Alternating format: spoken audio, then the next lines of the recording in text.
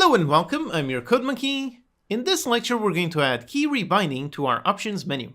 So here we already have this nice options menu. We can modify the volume of the sound effects or the music. Next, let's handle key rebinding. Okay, so first let's build the elements over here on the UI. So let's create a bunch more buttons. But before that, let's actually make some text on the side and buttons in the middle. So let's create a brand new UI text. Call this move up text. Let's put it on the same size as the other one. So these got a font of 24. So let's put it the same thing, font of 24. Width and height, let's put both of these on 0. And down here, anchor it to the left, okay, down the middle and with no wrapping. Okay, so then over here, this is going to be the move up action. So we have move up, then we have the move down, move left, move right. Then we have the interact alternate, and finally the pause. So these are all of our actions. So let's just make all of these. So rename this. So this one is the move down. Then this one over here is the move left. This one is the move right. This one is the interact text. Then the interact alternate text. And finally the pause text. Now let's just modify the text on these. So that's the pause. That one is the interact alt. Then this one is the interact. Then we've got the move right. Then over here, the move left. And finally, we have the move down. Okay, so those are our labels for our controls. Now let's just make buttons over here on the right side. So let's duplicate one of these buttons. Let's put it over here and put it on something like 50 by 50. So this is going to be the move up button. And inside on the text, this is going to be pretty much just a W, okay? So we have the move up. Then we're going to have the move down, move left, move right, the interact alternate, and the pause. So we just need a bit more space, so let's move all of these up by quite a bit. Let's also move the music and the sound effects. So move all of these like that. Okay, let's just name all of these buttons. So this one is the second one, so this is the move down. Then over here, the move left, then the move right, then the interact button, the interact alternate button, and finally the pause button. Okay, those are all the buttons. Let's just position all of the labels exactly where they should be. Okay, so here we have all of the options, all of our bindings. Now in code, let's grab references to all the buttons and all the text inside the buttons. So over here inside the options UI, let's add all of those. So first of all, for the text, we're going to have the move up text, then the down, left, right, and so on. So let's just do all of these. So down, then over here the left, then the right, then the interact text, the interact alternate text, and finally we have the pause text. And for the buttons, let's go up here, make all the buttons. So the move up button, then the move down button, then we have the move left button, then the move right button, then we have the interact button, the interact alternate button, and finally the pause button. Okay, so we have all of these references. Over here in the editor, let's just drag them. So let's make sure we drag them all correctly. So let's do it one by one. So the move up, this is the text. And actually it's not that one, so that's already a mistake right there. We want the text from inside the buttons. So let's pick up all of these text objects. So let's go into the options. So text inside the move up, let's grab that one. Then inside the move down, let's grab that one. And the left and so on. So definitely make sure you grab the right ones. Okay, that's all text. Now for the buttons, so that's the move up button, then the move down, then the move left, the move right, the interact alternate, and finally the pause button. Okay, great. And just to verify that everything is working, let's give proper names to these objects. So the move up button text.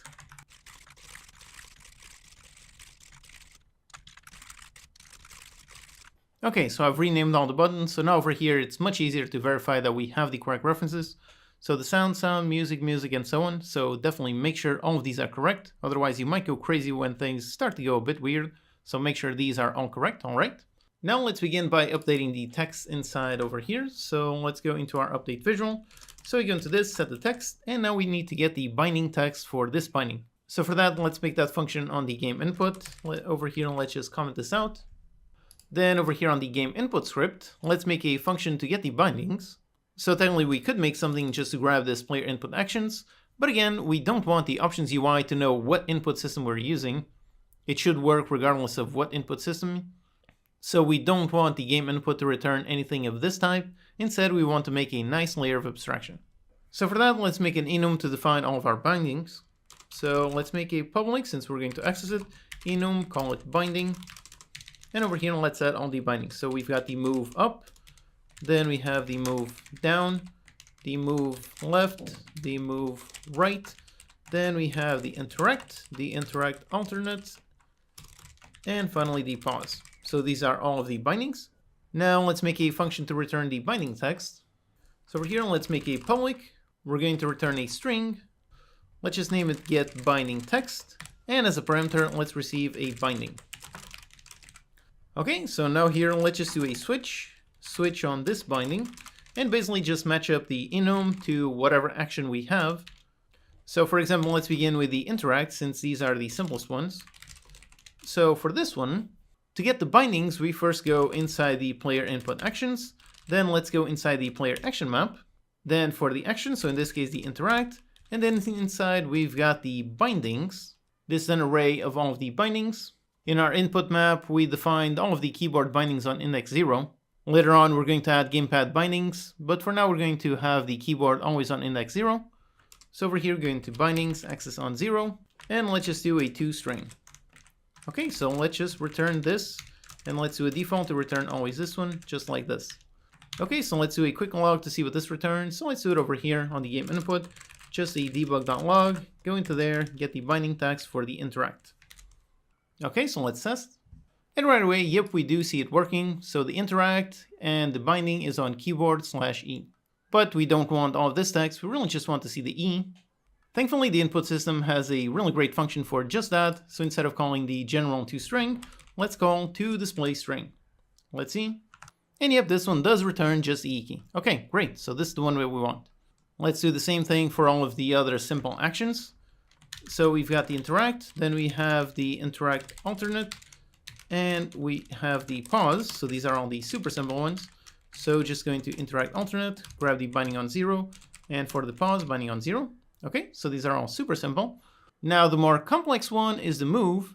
It's more complex because you can see all of the others just have one binding, except for the move over here we have a composite binding. So that's basically a binding which inside has 4 separate bindings. Basically the way that this works is that when you use a composite binding, all of these are added to the array. So this 2D vector is going to be on binding 0, then the up is going to be on binding 1, 2, 3, 4, and so on. Then the arrow keys, this one is going to be on 5. Then we have 6, 7, 8, 9, and 10. Let's do a log just to verify. So here, if we do one for the move up action, for this one, let's go into the move, and let's print out just the binding 0. Let's do a regular toString. Let's see what this returns. So up here, let's just modify our log to say the move up. Okay, so let's see. And yep, index 0 does have the move to the vector. And now if we print the one on binding of 1, yep, now this one does have the move on the W. So like I said, we can see that all of these composites, these are technically inside that one, but in terms of that array, it's just a flat array. So this one index 0, 1, 2, 3, and 4. So that makes it super simple to add over here. So the move up, down, left, right. And let's just do all these. So we have all the bindings, and over here just 1, 2, 3, and 4. And instead of toString, let's call the display string. Okay, so the binding text, this is all set up. So let's go up here and get rid of our testing code. We can now call this from the options UI. So over here, let's do exactly that. So when we update the visual, let's go into the game input. Let's access the static instance. Let's get the binding text. And this one is going to be the move up. So that's it. This one is going to return a string. Let's write all of them.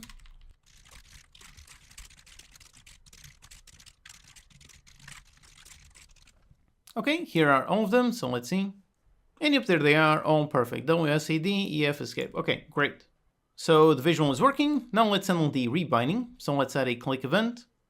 Let's go into the move up button. Let's go into the on click. Let's add a listener. And for the listener, over here, let's make a function on the game input to rebind this binding. So over here on the game input, let's do a public void rebind binding, and we receive a binding. Now for rebinding, I covered this in detail in the dedicated input system video. First, basically we need to disable the action map, so let's go into the player input actions. Let's access the player and disable it, so we need to do this first. Then we're going to need to find the action, so player input actions.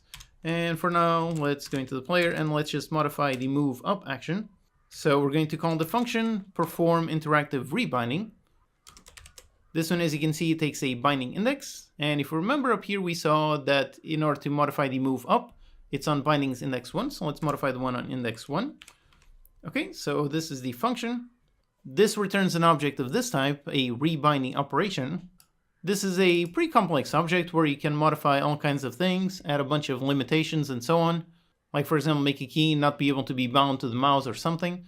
So there's tons and tons of options you can play with. Over here for the simple thing, let's just add an onCompleteListener. So this one takes in a callback, and this will be called whenever the interactive rebinding completes. So over here, let's define a lambda, so a callback, and inside we have this. By the way, over here, this is the same lambda expression that we saw previously. So exactly the same thing as this, except when we have just one parentheses, we don't need to add them. Okay, so like this. So then on this callback, we can see all kinds of things. Like for example, we can see the action that we just rebound. This is going to contain all the data on the rebind operation. So for example, let's print out the path. So let's go into the action.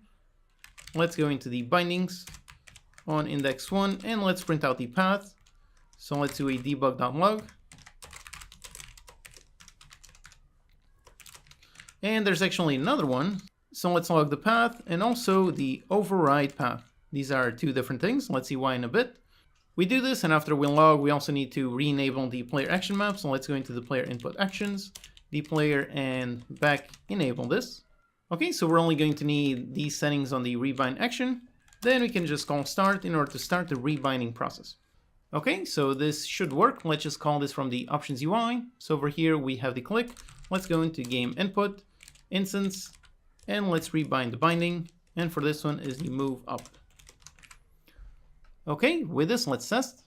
Okay, so here if I click on the button and now I click on the T key, and if there you go, it did work. So you can see that it print out the regular path, that is W, and the override path, which is T.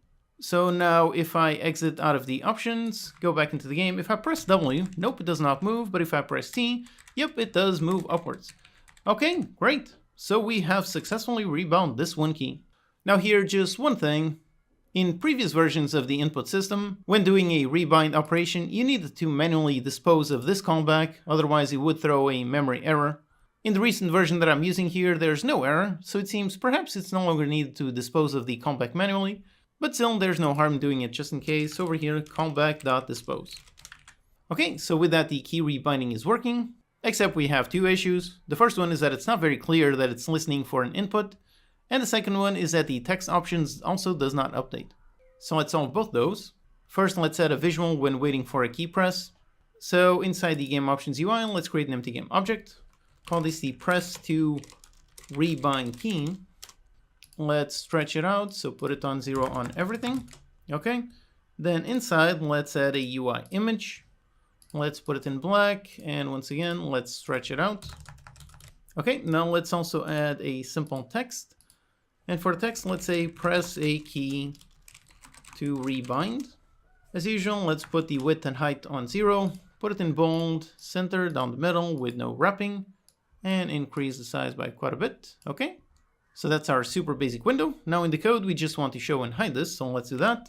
And let's actually begin with this hidden by default, so let's disable this object. So here on the options UI, let's add another serialized field. It's going to be a transform for the press to rebind key transform. So you have this, let's make two show and hide functions. So we show press to rebind key. We just go into that one, game object set active, this one into true, and another one where we set it to false. So just hide and set it to false. Okay, pretty simple. Let's make sure to hide this over here on our start. Okay, just like that. And for showing, let's show it when we actually rebind an action. So right in here, But since we're going to have tons of listeners to these events, let's actually make a nice separate function to handle all of the rebinding logic. So down here, let's make a function, rebind binding. We receive a game input.binding. And then first we show the press the rebind key. And then let's go into game input, access the instance, and tell it to rebind the binding and pass in the same binding. Okay, so we have this, and now up here on the button event, let's just call in this function. Okay, very simple. So this will work for actually showing the window, but now we need to know when to hide it. And for that, let's use something that we've used a few times in this course, but never directly. Let's use a C# delegate. As usual, I have a dedicated video on them. This is basically how you can define a field or a parameter of a type which can hold a function. It's another super useful C# feature. Definitely watch that video to learn all about it. Let's go here on the game input, and down here when we have our rebind binding, over here let's receive a second parameter. This one is going to be of type action. This is one of the built-in delegates. It takes no parameters and returns void. So this one is perfect for a simple callback just like this one. Let's call it on action rebound. And we're going to trigger this right here after we achieve the callback. So we get the callback, let's trigger this just like that. And let's also get rid of these testing logs, we no longer need them, so just like this. Now back here on the options UI, so we've got that, and for the second parameter, let's just pass in the function to hide that window. So hide the press the rebind key. That's it. Again, remember, we're passing in the function itself, we're not calling it, so there's no parentheses. We're just passing in the function itself. Okay, so with this, let's test. So here on the options, let's rebind the move W, and there you go, it does show up the window, and now if I press a key, yep, there you go, that one hides. Okay, great. So this is working, but over here the text is still not updating. So over here on the second callback, instead of just calling this function, we need to call this and then also call the update visual function. So as usual, let's use a simple lambda expression to do exactly both. So let's open and close the parentheses, and we do exactly this. So we hide the press the rebind, and then we update the visual. Okay, that's it, let's test. So here we are, let's rebind the move W, press on the T key, and there you go, it did rebind and it did update. All right, great. Now let's just apply this to all of the other bindings. So first up here on the buttons, let's set listeners to all the buttons. So that's the move left, actually the move down, then the move left, move right, the interact button, the interact alternate button, and finally the pause button. And for the bindings, this one is the pause binding, the interact alternate, then the interact, then the move, this one is the right. Again, make sure you don't make mistakes here, you call them the exact same one. So the move down, okay, so all of it is correct here. And over here on the player input, let's do a switch on our binding.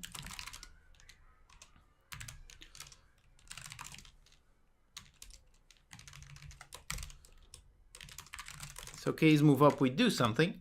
And now we could write this code directly up here and then make a move down and write a bunch more code. That would work, but that would be way too wordy. So let's write our code in a nice clean way. Basically, the only thing we need down here is we need to know the actual action we're going to rebind, and we need to know the action index. So let's just find up here exactly that. So an input action for the input action, and then an int for the binding index. Okay, and then over here, when we have the switch for all of our bindings, we just set those. So the input action, in this case, it's going to be the player input actions, player, and it's the move action. And for the binding index, this one is on index 1. Then we're going to have the other moves. So the move down is going to be on index 2. Then left and right. These are on index 3 and 4. Okay, so we have all these, and now for the other ones. So for the interact, this is the interact action on binding 0. Then we've got the interact alternate and the pause. So interact alternate and the pause. And this one is the pause action and the interact alternate action, and all of them are on binding index of 0. Okay, so that's good. So over here we are assigning the input action and the binding index. And also one thing, we need to make sure to always assign these values. So let's make sure to add a default here, just make sure it always works. Okay, great. So now down here, instead of always accessing the move, let's access whatever is stored in the input action. And for the binding, whatever it is on the binding index. Okay, so now this will work with all of our bindings. So here we are, and let's try rebinding all of them. So let's put them over here on the side. So for the move up, let's put it on T, down on G, A on F, then D on H. For the interact on Y, interact out on J, and for the escape, let's put it on E. Okay, so all these keys have been rebound. Let's just make sure they work. So here I am moving with these keys, and yep, it does work. Go up here to interact, and do the alt interact, and now the pause, and yep, there you go, everything works perfectly. All right, awesome. So everything worked perfectly, although again, we have the same issue as previously. So all the keys have been rebound, so it's all correct, great.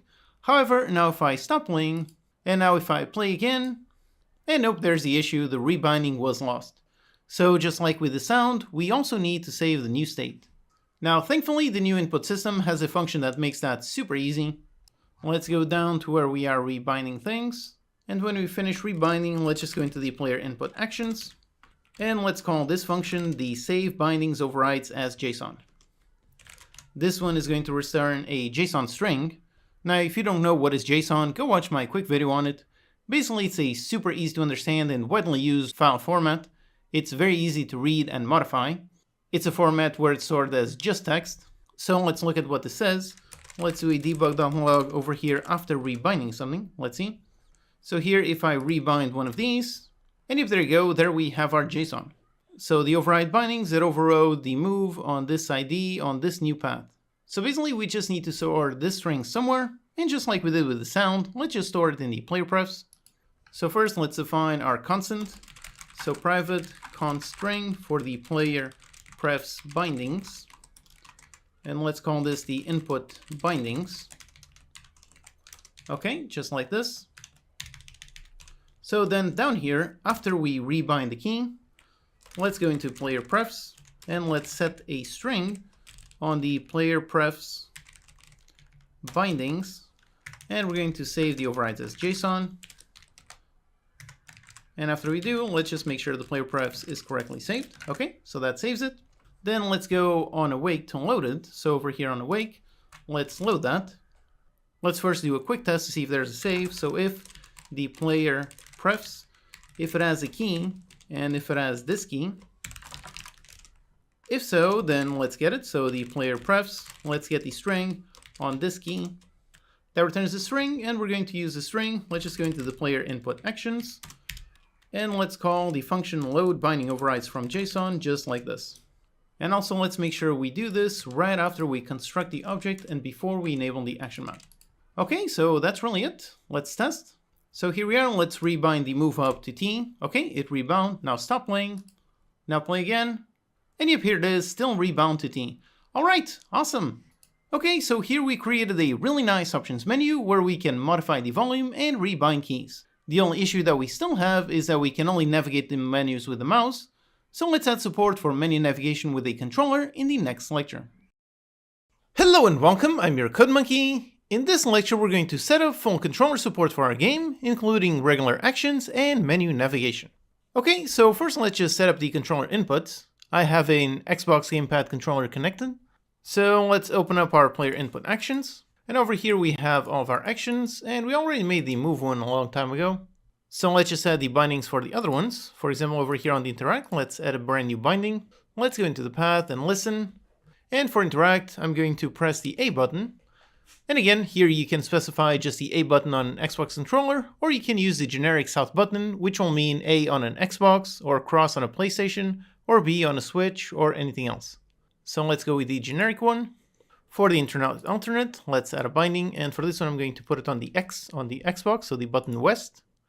And for the pause, let's listen, and I'm going to press the menu, which is the start button. Okay, so these are the basic inputs. Let's make sure they work, and thanks to this new input system, we really don't need to modify any code. Let's just save this asset. Let's wait for the compilation, and then we can do a test. So here we are, and yep, I'm using my controller to move. Now let's just wait for the countdown. And go up there and pick up a cheese, put it and slice some cheese. Yep, I can do that, pick up a plate and so on. All right, so everything works. Let's also pause, and yep, that also works. Okay, great. So everything works, except there are two issues with the gamepad, especially one with the movement that I only noticed just now. The first issue that we have is the dead zone. Right now we don't have one. So if I just lightly touch my gamepad joystick, there you go, it starts moving automatically. In gamepad games, you should always have some kind of dead zone to prevent any kind of Joy-Con drift. Thankfully, that is super easy to solve. Let's just go into the player input actions, let's go into the move, find the left stick binding, and over here for the processors, let's add one, and let's add a stick dead zone. So that's it, pretty simple. This basically considers that inputs under this minimum to be 0, and above this maximum to be 1. So if you have joystick drift, where when the joystick is idle, it's always moving by, say, 0.1 in any direction, this helps solve that problem. Except in our case for our game, we're only using normalized inputs. So actually, for our use case, let's increase the minimum by quite a bit. I did some testing and 0.5 works quite great, and the max at default, that is just fine. Okay, so that's it, one problem solved. Let's just go ahead, save this asset. Now the other bigger issue that we have is if I approach a counter and I try to look at it, it's really difficult. It tries moving left and right instead of actually facing the counter.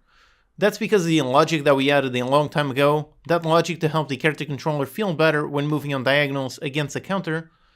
That works great for keyboard because it's digital, so it's either moving fully left, fully right, or on the diagonals. But it messes up the controller, which is analog. On the player movement, if we are not moving perfectly up or perfectly down, then it's considered a diagonal. And on the gamepad, it's really difficult to get a perfect just up or just down input. We're always going to have a tiny bit of either left or right. So that's the issue that we have here. And thankfully, the solution is actually pretty simple. Let's go over here onto our player script, and let's scroll down into the handle movement function, okay?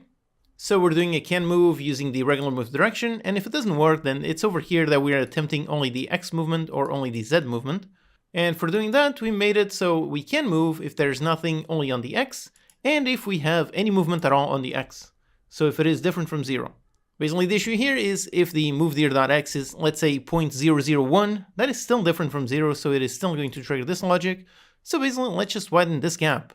Instead of testing literally just different from 0, let's test if the moveDir.x, if it is under, say, minus 0.5f, or if moveDir.x, if it is bigger than plus 0.5f.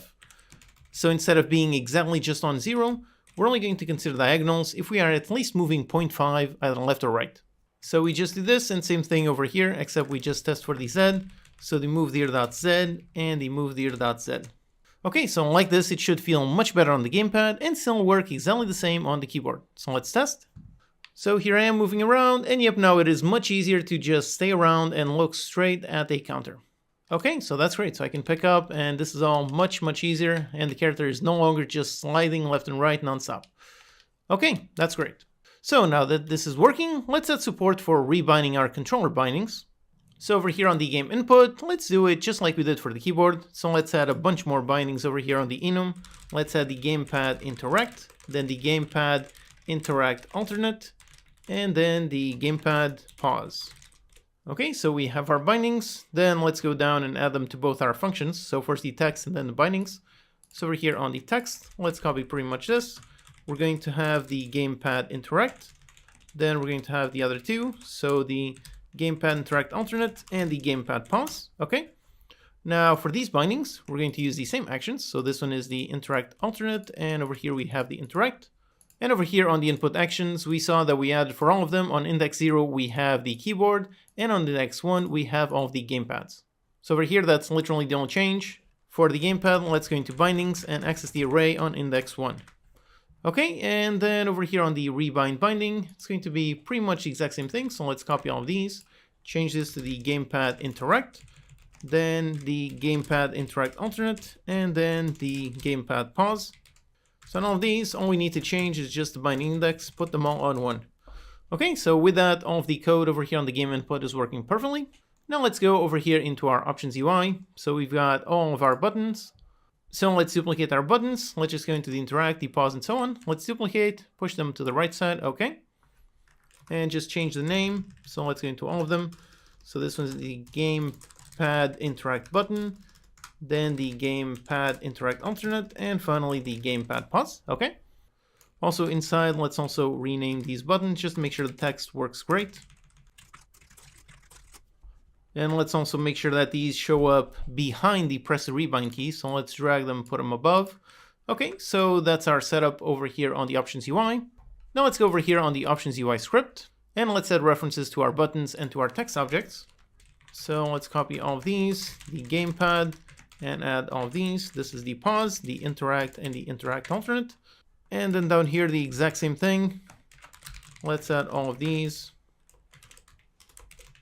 Okay, like this. Now over here, let's drag all of our references. So on the options UI, let's make sure to always drag the correct things. So the gamepad interact text, the interact alternate text, and the pause button text. And then the buttons themselves, so the pause button, interact alt, and the interact button. Again, make sure you always drag the correct references, so check and double check, make sure everything is correct, okay?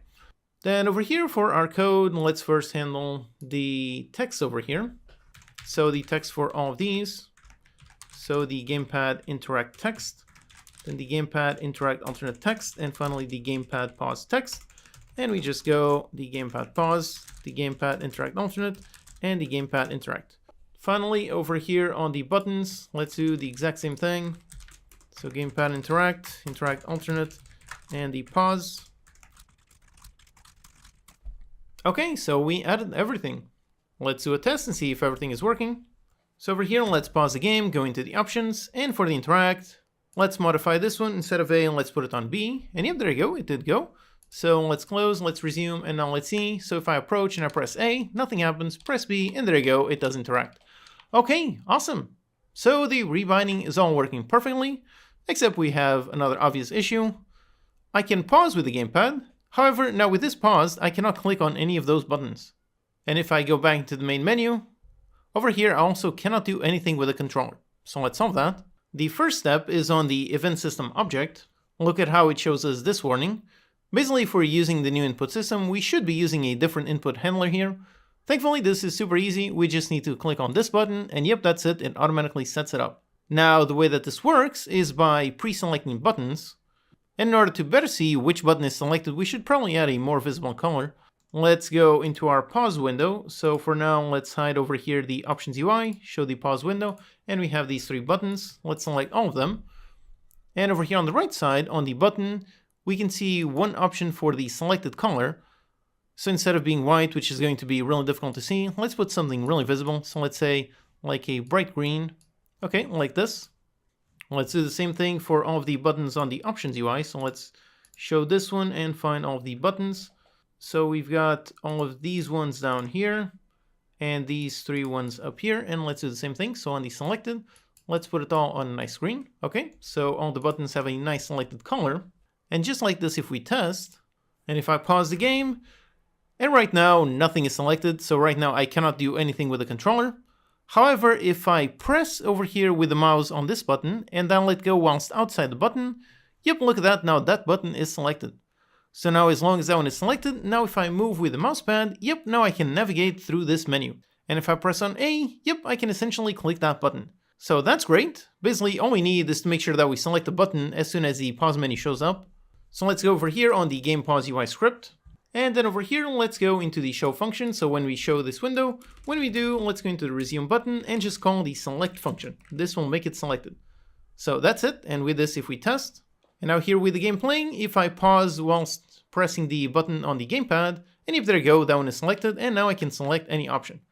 Okay, that's great. So now it works fully with just the gamepad, except now if I go into options, yep, now you can see that the button that is selected is still in the options one over there on the background. So let's also make sure to select the button on the options as soon as the options window shows up. So over here on the options UI, let's go into our show function, and let's just select the sound effects button and just call select. Okay, let's test. So here, let's pause, go into options, select, and yep, there you go, that did work. Okay, great. Except we have another issue. As I move up or down over here on these buttons, yep, look at that, some of them are a bit strange. Like for example, over here on A, I'm moving up, and look at that, it actually selected the resume button behind it. So as we are moving up or down, we are actually selecting buttons on both menus. That's very strange. Basically what is going on is that since both windows are visible, the game is trying to guess which button we want to select. Basically what is happening is Unity is trying to use automatic navigation. If we select a button, so let's go, for example, let's hide the options and show just the game pause. Okay, let's select one of these buttons, and over there on the button component, we can see navigation is set to automatic, and we have a button to visualize. And if we click on that, yep, over here we can see all kinds of arrows. For example, we can see one over here on the options that seems to be going to some button in there. That is going to be the button that is showing over there. So if we move down from the options, we're going to end up over here on the Interact Alt button. Now usually, the automatic navigation actually works very well. The only reason why we're having problems is because we have both windows active at once. One solution to this is to make the navigation explicit. So let's hide the options here, and over here on the resume, on the navigation instead of automatic, let's put none and then let's select explicit. And yep, now we have all 4 fields. So we can decide which object gets selected when we are here and we move up, down, left, or right. So for example, here we would drag for the up. Going up, we could go into the main menu, so we would drag that button, and going down, we could drag the options button. So that's one solution, just add the explicit navigation to every single button. Or another simpler solution is, let's leave this one on automatic, and instead we're just going to hide the pause window once we are in the options window. So over here on the game pause UI, let's see over here we are showing the options UI, and when we do, let's just call hide on this. So we are going to hide this window when we show the options. And then on the options, we want to know when the options closes so that we can show this one again. So over here on the show function, let's receive an action. This is what we're going to do when we close the options. Let's call it on close button action. And let's store it up here. So let's store a simple private action for this. Okay, so we have this. And then down here when we have our show function, when we have, let's set this equals this, we store this. And then we're just going to run this action whenever we click on the close button. So let's go over here, the close button, we've got that one. Let's hide the options window and trigger this action. So now all we need is over here on the game pause UI, let's pass in.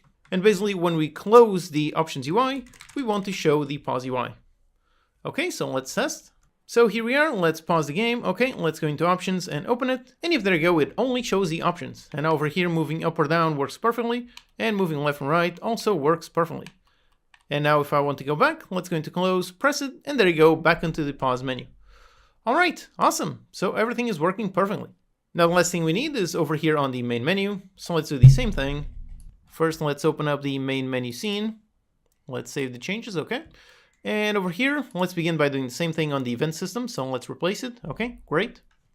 Then let's go inside our canvas, inside the main menu UI. Let's select our buttons. And once again, let's modify the select color, put it on nice green. All right. And since over here, we only have one menu, we could set it as selected over here on the main menu UI script. That's one option. Or we can just go into the event system. And over here on the event system, there's a field for the first selected. So we can just drag the play button and that will automatically make it the selected one. So let's test. And yep, the play button starts off as selected and I can move up or down. And if I press a button, yep, there you go. Here I am playing the game. I can pause, I can resume, go back to the main menu and so on. All right, awesome. So here we added the final thing we needed to make our game fully playable with the gamepad. Thanks to how the input system works and the menu automatic navigation, this was a pretty simple task. With this, our game is pretty much completely done. However, the next lecture is also one of the most important lectures. It's all about polish, so let's do that in the next lecture. Hello and welcome, I'm your Code Monkey. In this lecture, we're going to add all kinds of small things to polish up our game. If you're a regular on this channel, then you've certainly heard me say that polish is what separates good games from great games. So as you build your own games, make sure you don't neglect polish. Here, let's add a bunch of small, tiny things that will make a big difference in the final game. Let's begin with a very simple, very visual one. Let's just add some walls to our map. And first, let's just hide our canvas so that it's not blocking our view. So again, over here, we can use the buttons on the hierarchy to hide it. Okay, great. So let's add some walls. And for that, let's create a brand new 3D cube. Let's name this a wall. Let's put it quite a bit thin. So over here on the scale, for the X, let's put it 0.25. Then on the Y, let's put 3. So something like this. Then we modify the Z, so let's put it over here on the side, right next to the counters. Okay, so that's the wall. Let's just stretch it out one direction and the other one. Okay, so that's our basic wall. Now in the included project files, there's a nice wall material. So let's go over here into Assets, under Materials. And yep, here it is, the wall material. So let's just drag it and use this one. And yep, there you go. It's just a nice simple gradient. This is also an example of how you can take something simple and make it a bit more interesting. If you look at this material, the base texture is really just this. It is literally just a simple vertical gradient texture. And then with a color applied to it, and it looks pretty good. Okay, so this wall, let's put the wall on all three sides. So let's duplicate this. So just select and press Ctrl D, duplicate. Let's put one on the other side. So right there, right next to the counters, okay? And finally the one there, so Ctrl D to duplicate it. Let's push it over there on the side and rotate it 90 degrees. And let's put it just like that. Let's just scale it to get to that end and to get to that end. Okay, so we have our nice walls.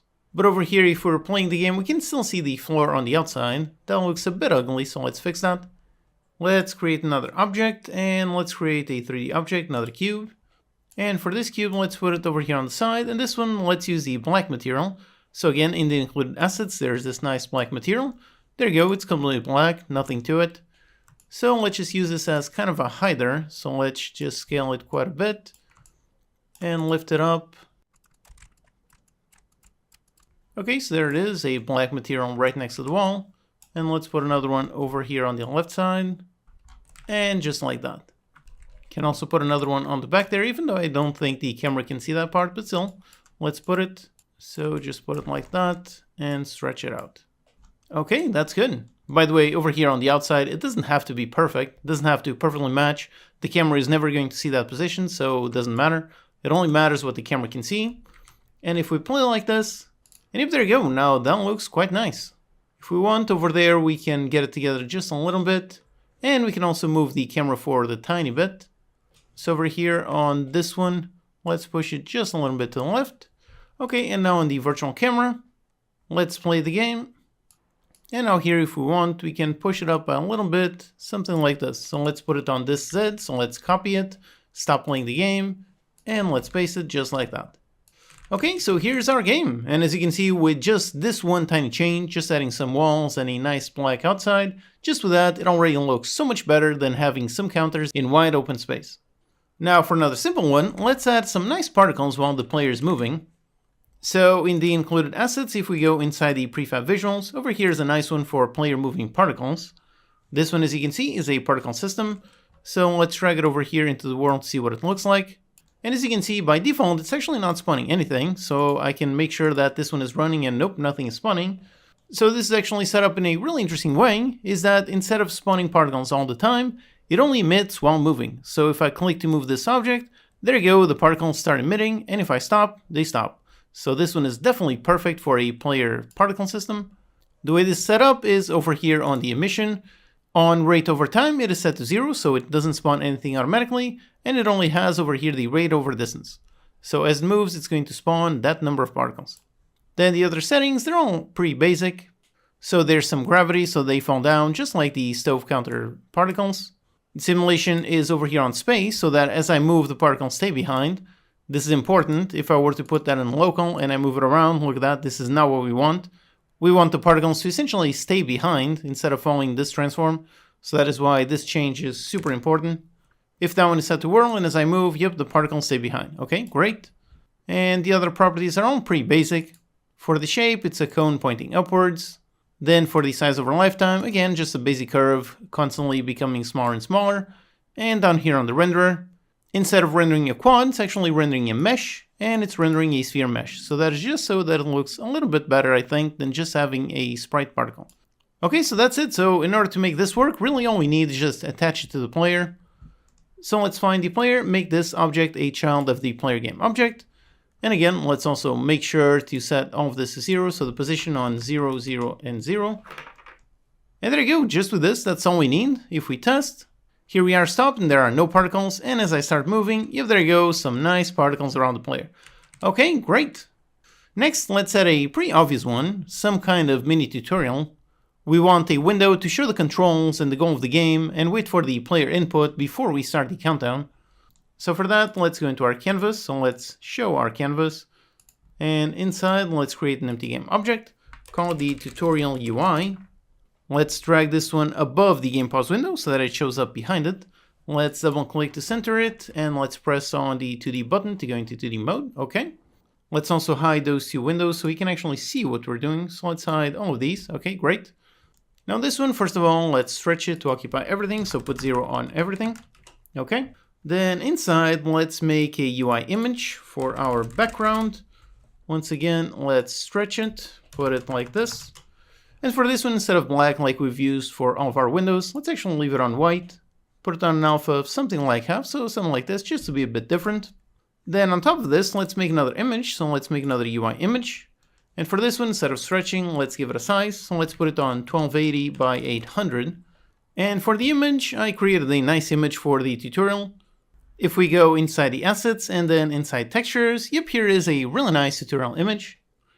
So let's just go ahead and use it. So on the image, let's drag it. All right, there's our nice tutorial image. So this has a pretty basic tutorial. So the recipes come in from the customers, then the player has to prepare the correct recipes and deliver them on a plate on the delivery counter. So just a very basic tutorial. And also over here, it's very important for the player to know how to actually play the game. So there's some labels for the controls, and now we're going to dynamically add some keys on top. So let's do that. Let's create an empty game object. Call this the key. Let's put it on a size of 40 by 40. Okay. Now let's go inside. And inside, let's make an image. Let's name this the background. And for the sprite, let's go with the included circle, so default circle. And for the size, let's stretch it to occupy everything. Put it on 0, 0, 0. Okay, there's our nice key. So we have the background. And for the background, let's actually make it just a little bit darker. And let's also add just a nice shadow. So maybe 3 minus 3. And let's also make a nice outline. Let's put it on 2 by 2. Full alpha. So something like this, just to be a nice one, maybe 1 by 1. Okay, so that's just the visual. And then on top of it, let's add a text. And this one is essentially going to be the key. So let's put a key for the width and height. Let's stretch it to match the parent size. Okay. Then for the font here, let's go with maybe just a 20. Let's put it centered down the middle. And also let's put it on bold. Okay, so that's our nice key indicator. So this is our key. And we're going to have the movement. So the movement on the keyboard is going to have 4 keys. So let's just duplicate. So 1, 2, 3, and 4 keys. Okay. Then on the gamepad, that one is actually not rebindable. So let's put this one as static. So let's just go inside the text. And just say left stick, and let's lower the font size so that it fits in there. Okay, great. Then for some more keys, we're going to have the interact action, then the interact alternate, and finally the pause action. Then let's just duplicate these to be on the other side.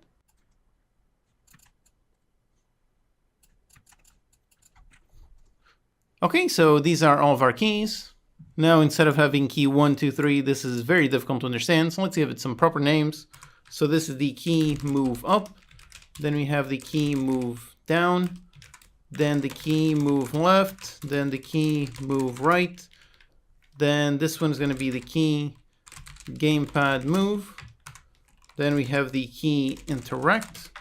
The key interact alternate. The key pause. This one is the key gamepad interact alternate.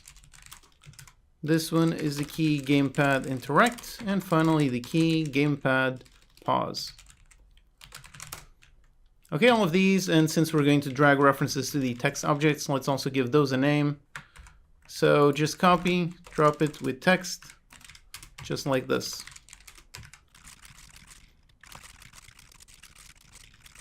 Okay, so those are all the names, so everything is nice and organized. Okay, great.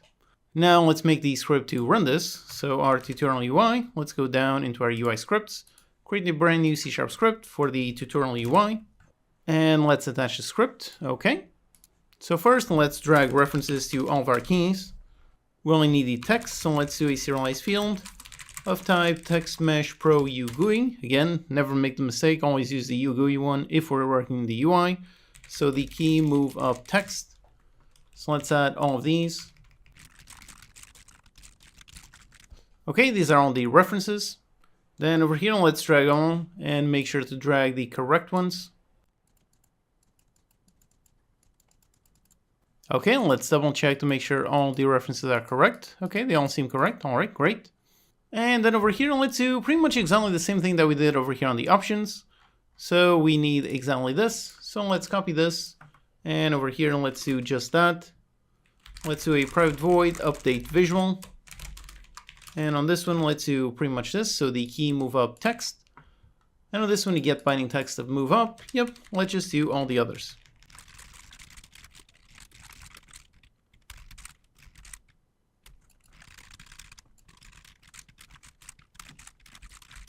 Okay, so those are all the bindings, that's great. Now let's go over here on a private void start. And on start, let's update our visual, all right. And also, let's make sure this updates just in case the player rebinds something from the pause menu whilst the tutorial is still visible. So we just need to know when that happens. So let's go over here onto the game input and make a nice event.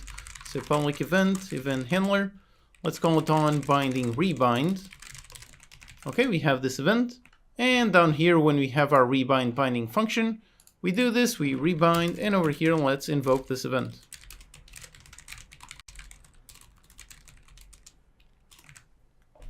Okay, just like this. So then on tutorial UI, let's go into the game input, the instance, on binding rebind. Let's listen to this event.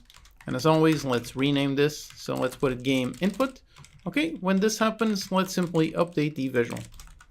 Okay, that's it, pretty simple. So let's test and see if the inputs are correct. And if there it is, we do see it correct. So we've got was, we've got E to interact, F, and over there we've got the gamepad. Okay, great. So all the buttons are correct. All that's left is the show and hide. So over here, let's make the usual two functions. So private void show and a private void hide.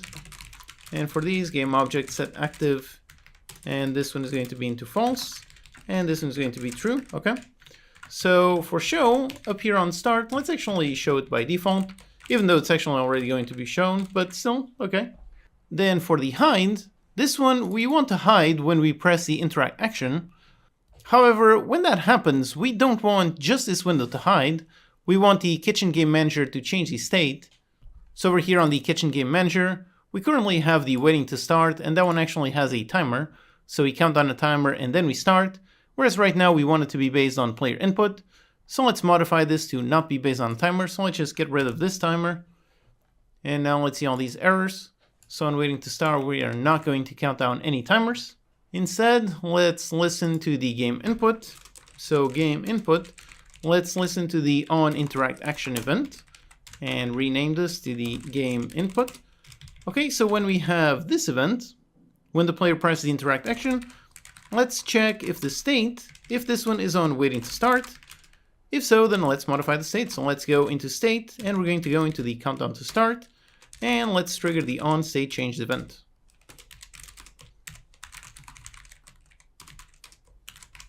Okay, so that's it. So we're only going to change it on the player input and nothing over here on the update. Then for hiding the tutorial over here, one approach would be to listen to the interact action and hide it. But I think it makes more sense for this to only listen to the Kitchen Game Manager state. That way, if we wanted, we could also modify how this one changes the waiting to start. So let's listen to the state. Over here on tutorial UI, let's go into the Kitchen Game Manager, the instance, and let's listen when the state changes. So here we are going to check if the Kitchen Game Manager instance, if it is on the countdown to start active. So if the countdown is active, then we're going to hide this. Okay, so that should do it. Now let's just do one more small thing. The delivery manager is currently spawning a recipe whilst we're still reading the tutorial. That's not quite right. So let's go over here on the delivery manager. And right now this one starts off at 0F and starts counting it down right away.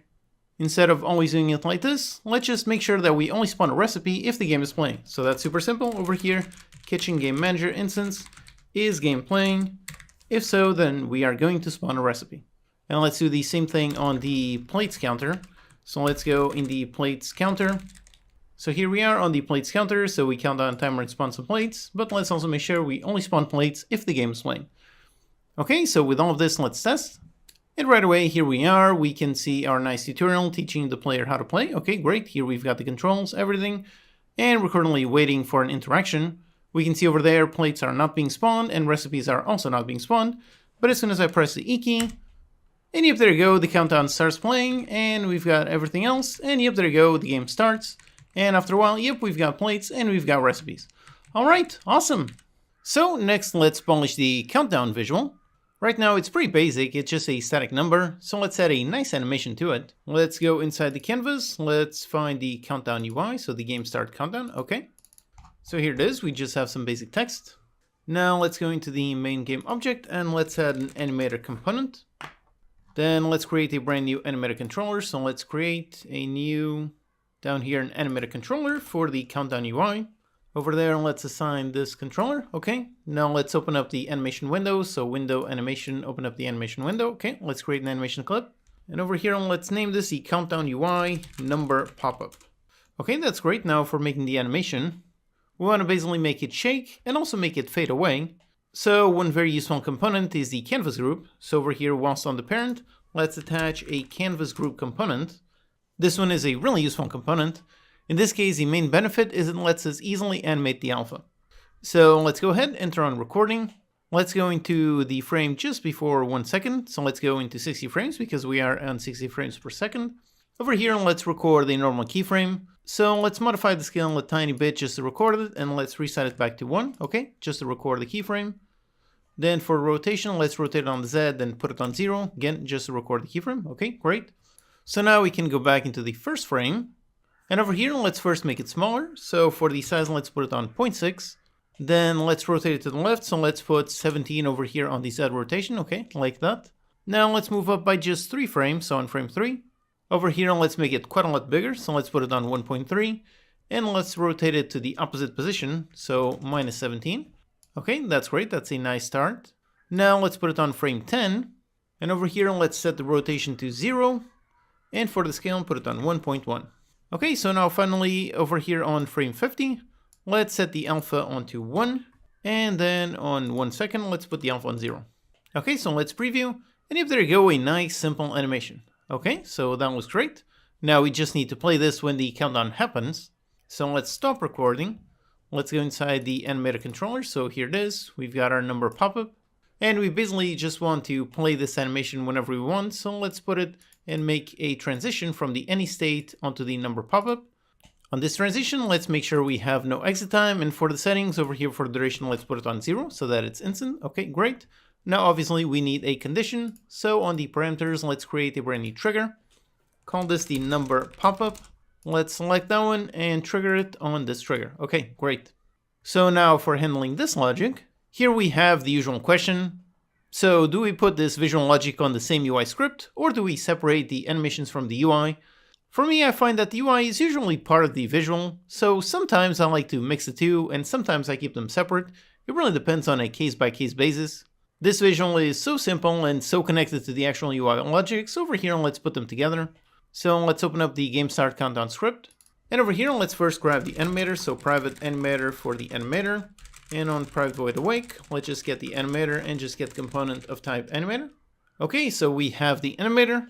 Now we basically just need to keep track down here where we're modifying the text. We're doing this on every update, but now we need to know when this number changes. So let's basically just keep track of the current number and the previous number. So first of all, over here, an int for the countdown number. And we're going to get this. So this is our countdown number. And over here, we set it to string.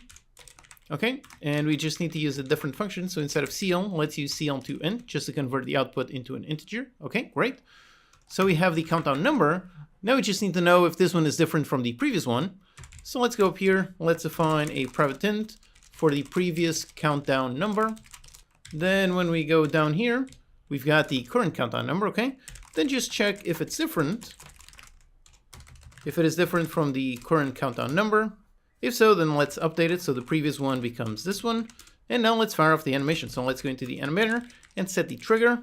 And again, we don't want to use strings, so let's go up to the top of the file, make a private const string.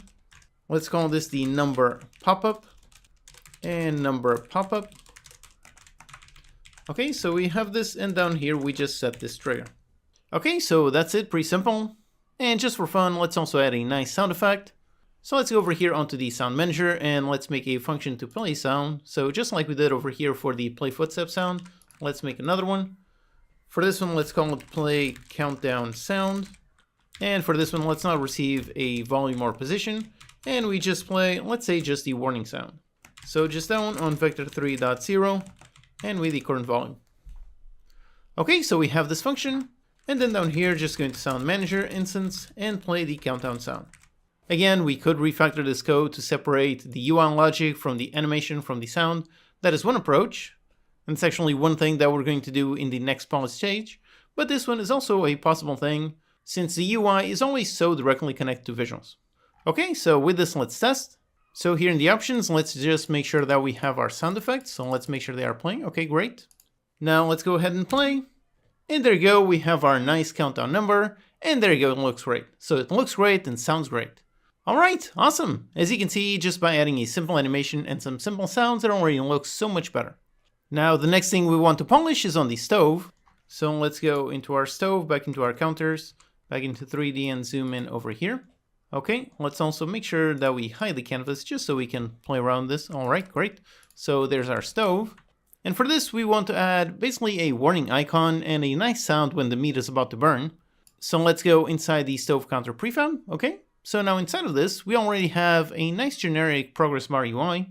And like I mentioned, if you want to get some more custom behavior, you can combine a generic bar like this one with some specific component. So that's exactly what we're going to do right now.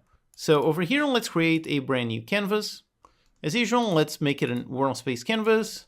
For position, let's put all of this on 0. Let's just lift it up by a bit, so set it on a Y of 3. Okay, great. Then let's add our super useful look at camera component and make it camera forward. Okay. Now inside, let's go ahead, create a new image. Let's put it on a size of 0.5 by 0.5. Okay, just a nice square. And for the sprite, there's a nice warning image in the assets. So it's this one. Here we have the warning. Okay, great. Basically, we want to show this when the meat is about to burn. So let's make a script to run this. And on the canvas, let's give it a proper name. So let's call this the stove burn warning UI. Okay, so let's make the script to run this. So a new C# script with the exact same name. And over here, let's attach a script. Okay, great. So now the first thing that we need is obviously a reference to the stove. So let's make a serialized field private for the stove counter, Okay, here in the editor, let's drag the reference of the stove counter. Okay, great. So now we basically just need to know when the food is about to burn. And for that, we can actually listen to the onProgress event. So let's do a private void start. And on start, let's go into the stove counter. And let's listen into the onProgress change event. Okay, so we have this one. And basically, we're going to want to show this element. So let's define a bool show. We're going to want to show this when the progress normalized is above a certain amount. So let's define a float for the burn show progress amount. And let's say on 0.5. So on this one, we show it. Except obviously, we don't want it to be shown when the food is just cooking. We only want it to show when it's about to burn. So that means we also need to check the state on the stove counter. So let's make a function to check if we are in the state that we want.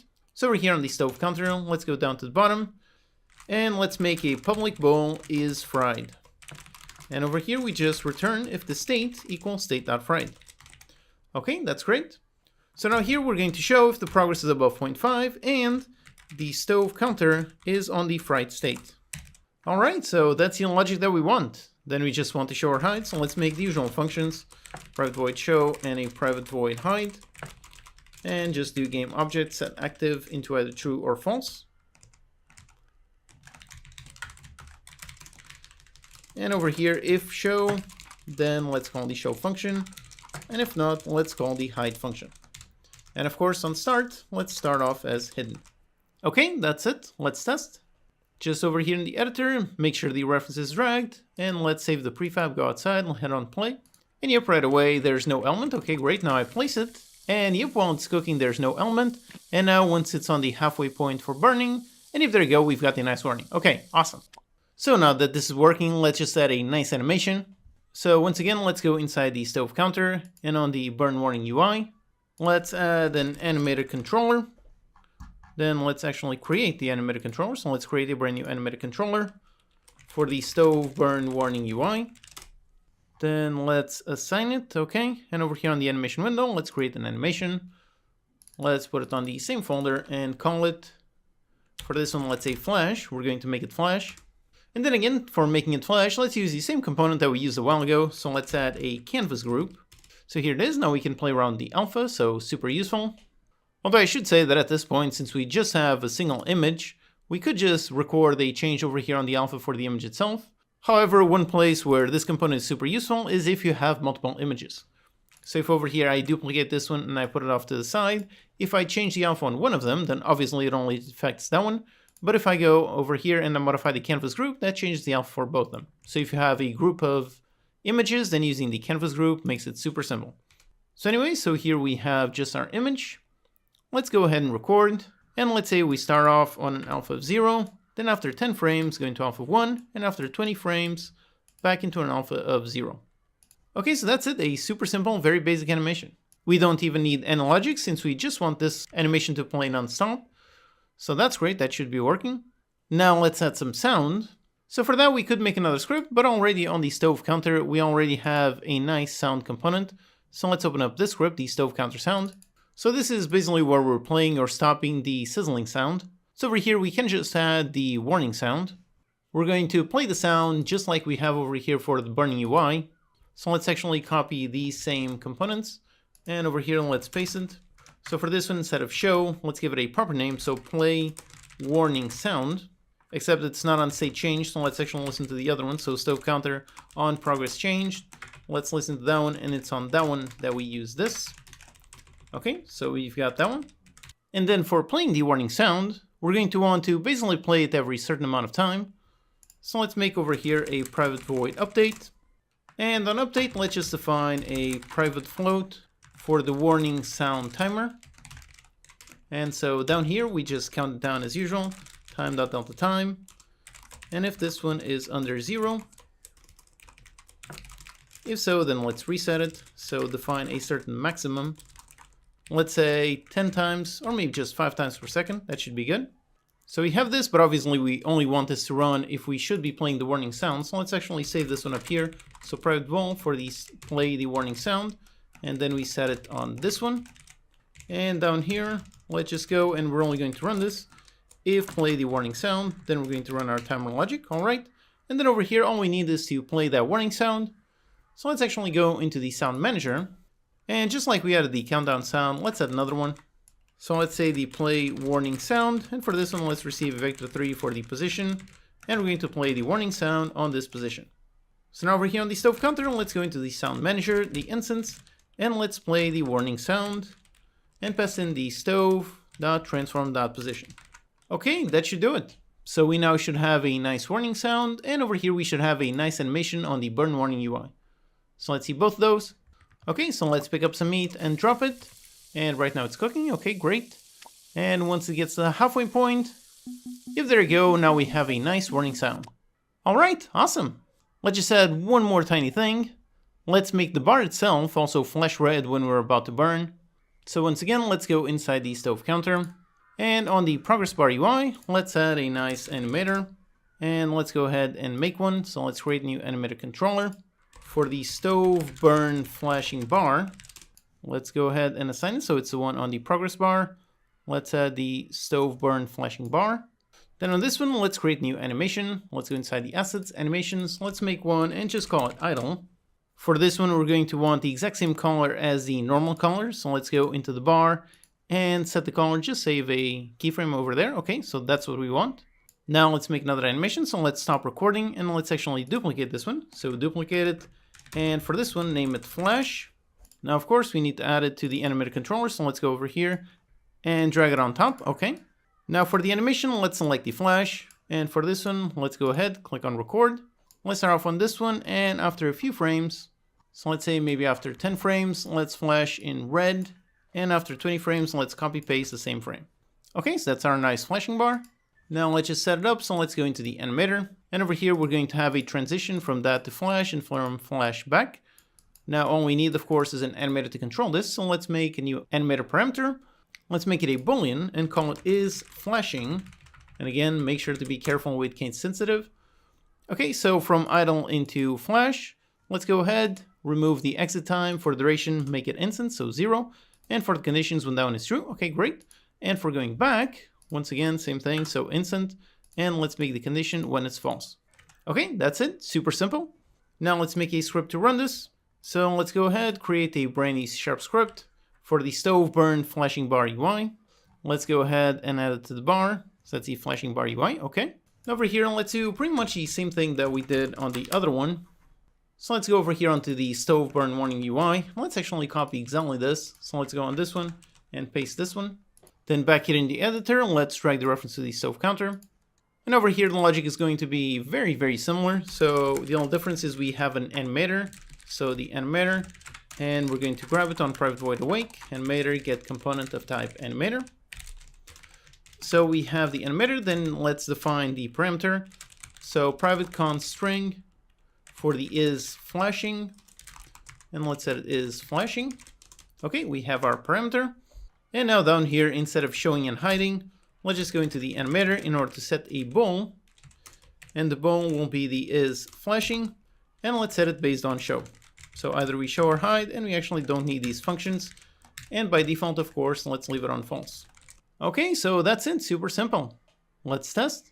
Just make sure to save the prefab and hit on play. Okay, let's go ahead and cook, so let's pick it up and drop it. All right, so it's cooking. Let's wait for it to be burning. And as soon as it gets there, yep, there you go. We've got a nice warning, a nice flashing bar, and a nice sound effect. So all three warnings making our stove much more polished. All right, awesome. Now just for balancing, let's play around the timers. So let's go into our scriptable objects on the frying recipe SO. Let's make this one take 5 seconds. Then on the burning recipe, for this one, let's make it take 6. And finally, let's also add another stove. So let's take our stove counter, duplicate the prefab, let's put it over here. So rotate it to the side, let's get rid of this one, and put this one right in there. So on 7.5, 0, and -1. Alright, so we now have 2 stoves. I can put one cooking, put another one, and I can start cutting down some cheese. Start cutting, and before they start to burn, let's actually here. There you go, that one is about to burn, so let's pick it up quickly. And that one is actually going to burn, but I got it. Okay, great. Alright, awesome. Everything's working great. Now for one more polish element, let's make a nice visual when we deliver either a correct or incorrect recipe. I think it would look good as a world canvas on top of the delivery counter, so let's do that. Let's over here find the delivery counter, let's go inside the prefab. And now in here, let's create a new UI canvas. Let's name this the delivery result UI. And as usual, let's make this a world space canvas, so put it on world space. And for the position, let's actually lift it up, and then we're going to make it look at the camera. But just like this, it might actually go inside the wall, so let's put it over here to the side a little bit. So let's put it on this position, so on the X of -1.6, on a Y of 3, and on a Z of 1.2. Okay, that's the position, so right there. That is going to be looking at the camera. Now inside, let's create a new UI image. It's going to be our background. And for the size, the width and height, let's put it on 2.2 by 0.9. Okay, that's our background.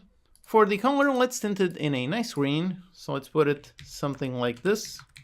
Then let's also add a nice outline. Let's put it on full alpha. And for the size, let's put it on 0.1.1. Then let's also add a nice shadow component. For this one, leave it on half alpha. And let's put it on 0.2 and -0.2. Okay, so that's a nice visual. Now on top of it, let's create a new UI text. Let's call it the message text. And for the message, we're going to say something like delivery and then underneath success. Let's put it on a width and height of 0. Let's put it on a super tiny font. So let's say just 0.25. Let's put it in bold and put it down center and get rid of wrapping. Okay, that's it. Let's just push it a little bit on the left side. So on -0.32 on the X. Okay. And now next to it, let's make another UI image. For this one, call it the icon image. Let's put it with a size of 0.5 by 0.5 and put it over to the right side, so an X of 0.7. Okay, and now for the sprites, included in the assets are 2 nice sprites, so there's a nice cross for when we get it wrong, and there's a nice tick. Okay, so that's the setup that we want. Now on the delivery result UI, let's go ahead and our look at camera component. And for this one, let's go different. So instead of the camera forward, let's go ahead with the look at inverted. So there it is. This is our setup. Now let's make the script to run this. So let's go ahead, create a new UI, new C# script for the delivery result UI. Let's attach the script and open. Okay, so now here, let's make serialized fields for our elements. So a serialized field, first of all, for the background image, and this is actually going to be of type image. Image inside unityengine.ui. Okay, our background image. Then we're going to have another one for the icon image, and we're going to have another one. This one is a Text Mesh Pro GUI for the message text. Okay, let's save.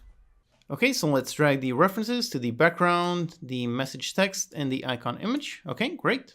Now over here, let's listen when a delivery is delivered. So let's make a private void start. Let's go into the delivery manager, the instance, and we have all of our nice events. So we've got a success and a failed. So let's listen into both of them. So both the success and on the recipe failed. Let's listen to all of these. And as always, let's write good clean code and rename this. So delivery manager on recipe success, and for this one is the on recipe failed. Okay, we have both of our events. So now over here, it's actually going to be very simple. We just want to play around the text, the icon, and the background color.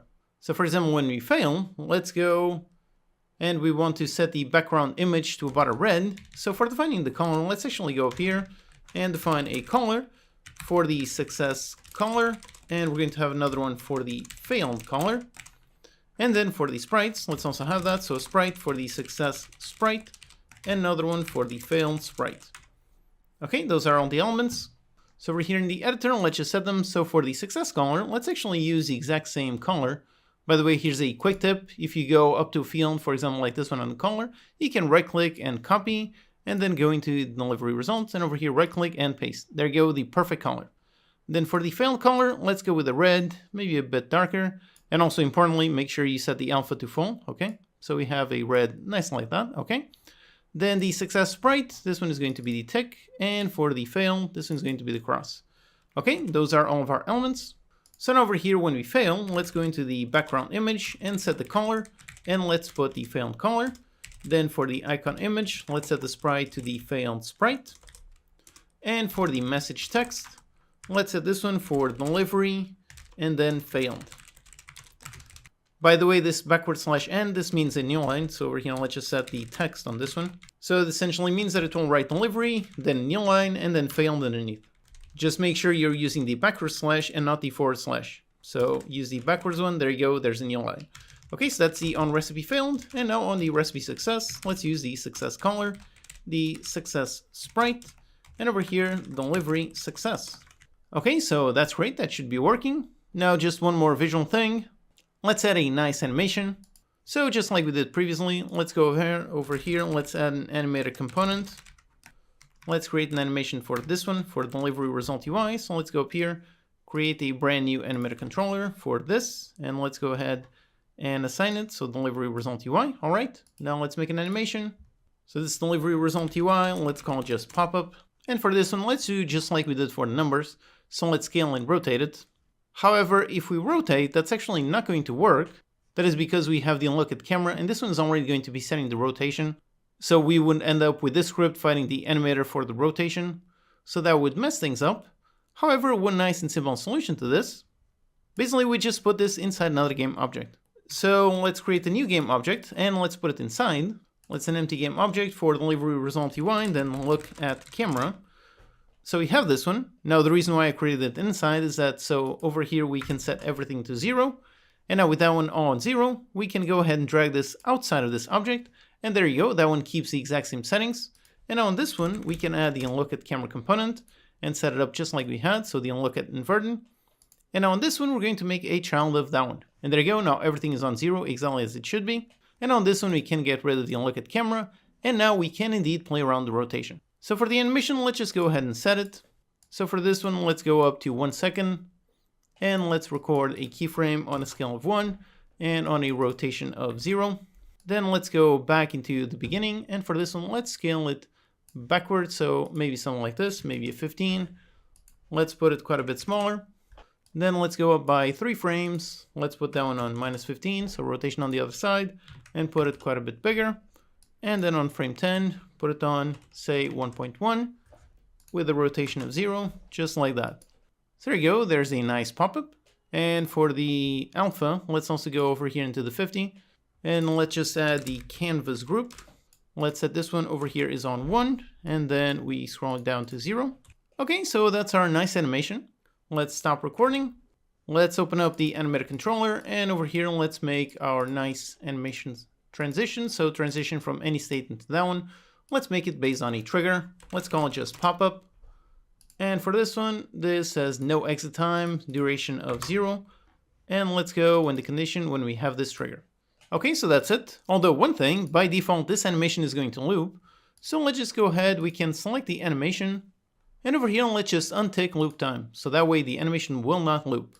Okay, so that's great. Now let's go into the script, and over here let's get our animator, so private animator, private void awake, let's get the animator, just get component of type animator.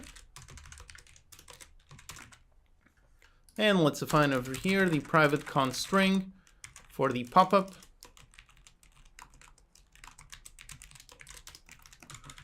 So we have this, and then when we have either fail or success, let's just go into the animator, and let's set the trigger for our pop-up, both up here and over here. Now we just have obviously one issue, which is that it starts off as visible. We don't want that. So over here we can just do game object set active into false in order to hide it, and when we get either of these, let's set it both to true. Then afterwards the animation will make it invisible, so it will still be active, but it won't be invisible, so that's fine. So just with this, everything should be working as we want, so let's test. Let's just make sure to save it and go back. Okay, so here we are. Let's try delivering an incorrect plate. And there you go, got a delivery fail. Okay, great. Now let's try delivering a correct one. So someone wants a cheeseburger. So let's cook it, slice some cheese. Let's get some bread. So bread, cheese, and pick up the burger and deliver. And there you go, a nice delivery success. All right, awesome. Okay, so with these handful of changes, you can already see how we made quite a big difference in our game. We didn't do anything to change any core mechanics. We just made what was already there pop out. We added a nice visual boundary to make the map look nice. We added some nice particles when the character is moving. Then we added a nice tutorial and controls right as the game starts. We also added a bunch of effects on the stove, so it flashes, has a warning and some sound. And lastly, we also added a nice pop-up when delivery is delivered, whether correctly or incorrectly. Now of course, we can always keep polishing the game until infinity. There's always more small things you can add to polish the game just a little bit more. But at this point, I'm very happy with what the game looks like. So after all this work, let's go into the next lecture where we're going to play our game from start to finish and see what we've done.